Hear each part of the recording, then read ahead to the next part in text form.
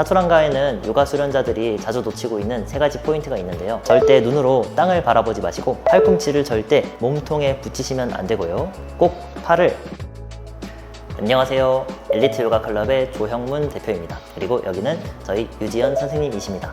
안녕하세요.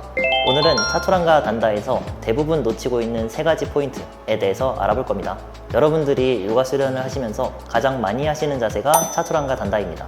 동시에 차투란가 단다에서 어깨나 팔꿈치, 손목 통증이 가장 많이 발생합니다.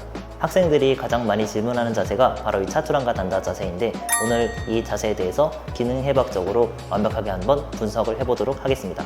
차투란가에는 요가 수련자들이 자주 놓치고 있는 세 가지 포인트가 있는데요. 이 세 가지 포인트는 모두 기능해부학적 연구에 근거하기 때문에 모든 사람에게 공통적으로 적용되는 해부학 절대 법칙을 이용하면 누구나 차투란가 단다를 건강하게 수련하실 수 있습니다. 자, 그럼 이제부터 차투란가 단다에 대해서 알아볼 겁니다. 우리 유지연 선생님께서 시연을 보여주실 겁니다. 한번 시작해 보겠습니다. 차투란가에서 놓치고 있는 첫 번째 포인트, 외전 움직임입니다. 아마 많은 분들이 차투란가 단다에서 팔꿈치를 몸통에 붙이라고 배우셨을 텐데, 이렇게 팔꿈치를 몸통에 붙였을 때에는요, 외전 움직임이 아니라 내전 움직임이 발생합니다. 이 팔의 내전 움직임은 광배근이 만들어주는 움직임이고, 광배근은 이 어깨와 팔의 안정화 작용과는 전혀 관계가 없습니다. 그래서 우리가 먼저 배워야 할 것은 30에서 45도 정도 벌려주는 것입니다. 이것을 팔의 외전이라 부르고요. 팔과 어깨뿐 아니라 우리 몸의 모든 관절에서 외전, 벌림 움직임을 만들어주는 근육들은 몸의 안정화 작용과 통증 예방을 담당합니다. 그래서 팔꿈치를 절대 몸통에 붙이시면 안 되고요. 꼭 팔을 밖으로 벌려줘야 합니다. 다만 팔을 너무 많이 벌리게 되면 상완골의 머리 부분과 견갑골의 견봉 부분이 서로 부딪히는 어깨 충돌 증후군이 발생할 수 있으니 주의해 주시고요. 만약 여러분이 요가 수업을 듣는데 선생님이 팔꿈치를 몸통에 완전히 붙이라고 한다면 붙이는 척만 하고 슬쩍 벌려주셔야 됩니다. 자, 차투란가 단다에서는 팔에 30도 혹은 45도 외전이 발생해야 한다는 사실 꼭 기억해 주세요. 차투란가에서 놓치고 있는 두 번째 포인트, 흉추 반다를 잡아야 한다는 것입니다.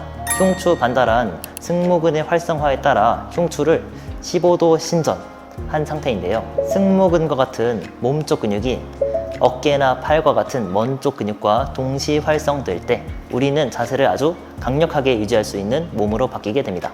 그래서 이것을 흉추 반다라고 부르는 것이고, 사실 여러 반다가 있지만 해부학적으로는 아무런 의미도 없는 작용이라고 보시면 됩니다. 현대 요가와 아사나 수련에서 진정한 의미로서의 반다는 흉추 반다 하나밖에 없고, 복부 반다는 오히려 어깨에 과도한 부담을 주어서 통증과 부상의 주 원인이 됩니다. 앞으로 복부 반다라는 이야기를 사람들이 점차 안 하게 될 것입니다.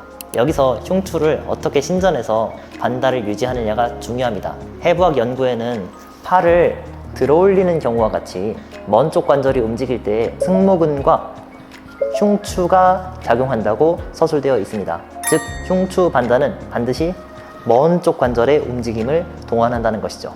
그래서 우리가 해야 할 일은 먼 쪽 관절 중 하나인 경추를 신전하는 것입니다. 어디까지? 흉추가 15도 신전할 때까지. 경추도 팔과 같은 먼 쪽 관절에 해당하기 때문에 당연히 흉추를 신전시키거든요. 그래서 절대 눈으로 땅을 바라보지 마시고 고개를 들어 앞을 보셔야 돼요. 다만 목을 꺾기만 하는 것이 아니라 흉추 반다가 잡힐 때까지 고개를 들어주셔야 한다는 점 꼭 기억해 주세요. 마지막 포인트는 뒤꿈치를 11자로 만드는 거예요. 발의 안정성 근육은 대부분 발의 뒤꿈치뼈에 붙어 있어서 발의 안정성이 올바르게 확립되었을 경우 발 뒤꿈치는 자동으로 11자가 만들어지거든요. 그래서 지도자가 학생의 발 건강을 확인할 때에는 정해진 해부학 절대 법칙만 체크하시면 됩니다. 학생이 뒤꿈치 11자를 만들고 있다면 이 학생의 발은 건강한 거예요. 만약 11자가 무너졌다면 학생의 발은 안정성이 결여된 것이므로 뭔가 재활요가와 같은 특별한 조치가 필요한 것이죠. 지금까지 배워본 세 가지 포인트를 요약 정리하자면 다음과 같습니다. 첫 번째, 팔은 30에서 45도 외전하여 어깨와 팔의 안정성을 증가시킨다. 두 번째, 고개를 들어 앞을 보고 흉추를 신전하여 흉추 반달을 잡는다. 세 번째, 양 뒤꿈치는 정확하게 11자를 유지한다.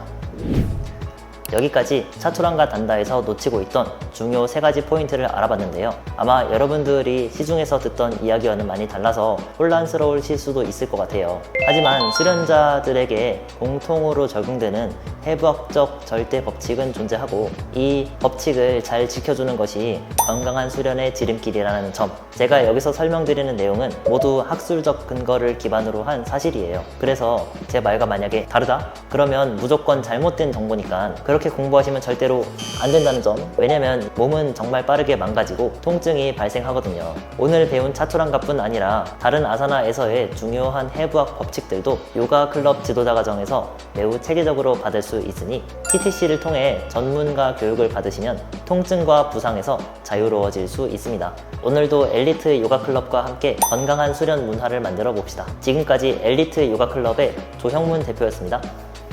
감사합니다.